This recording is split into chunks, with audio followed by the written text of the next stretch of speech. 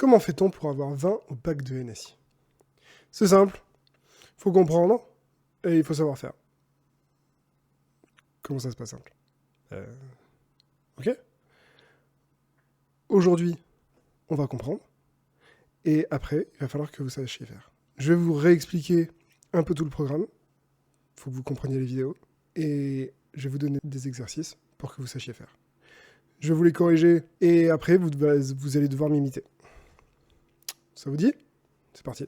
Nous allons donc voir ensemble tout le programme de première et de terminale sur le Python spécifiquement. Il y a un peu de choses à voir en dehors du Python, mais l'essentiel de votre note au bac, ça va être le Python.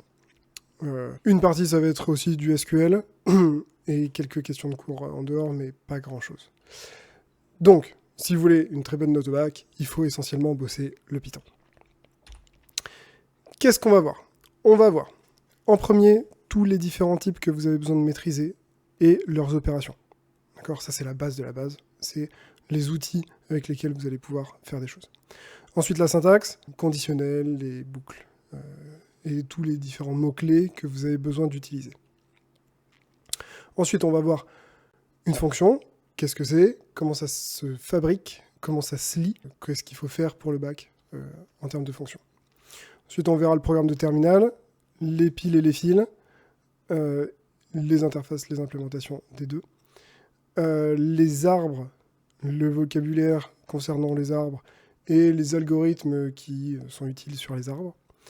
Et pour finir, on verra les graphes, pareil que pour les arbres, le vocabulaire et les algorithmes.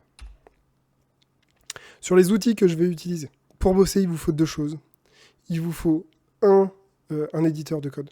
D'accord? Donc ici, je vais utiliser plutôt Piso ou Baston. Baston a l'avantage d'être en ligne. Piso, c'est dans votre ordi, mais il y a plein d'autres IDE disponibles. Je vous laisse choisir celui que vous voulez, ça n'a pas beaucoup d'importance. Ensuite, sur les exercices que je vais vous donner, il va y avoir sur Capital un certain nombre de ressources à récupérer.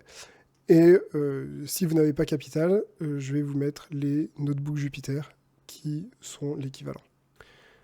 Dans chaque vidéo, je vais vous mettre des exercices.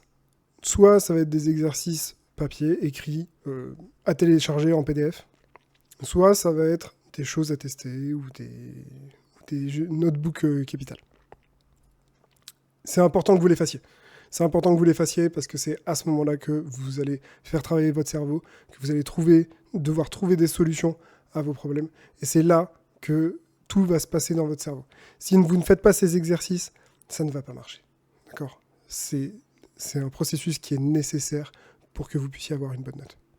D'accord? Donc ne le négligez pas. C'est important. Comprendre, c'est bien. Savoir faire, c'est mieux.